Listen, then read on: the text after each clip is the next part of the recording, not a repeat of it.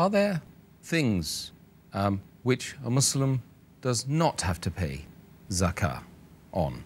Yes, certain things are exempted from zakat.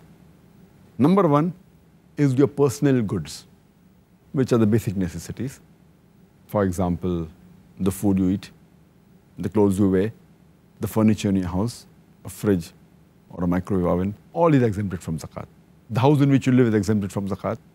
If you're carrying a weapon for your safety, irrespective of what the cost of the weapon is, it's a personal belonging, which is a requirement, which is a necessity, that's also free from zakat.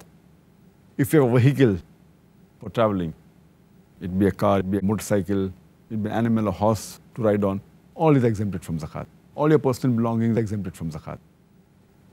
All the vegetables also exempted from zakat. If you have any animals that are used for agriculture or for personal use, that too is exempt from zakat. And the Prophet said that vegetables are exempt from zakat, the ariyat trees are exempt from zakat, grains, if it is less than 5 wasak, it's exempt from zakat, or any of your animals or personal is exempt from zakat. These are the things on which zakat is not counted.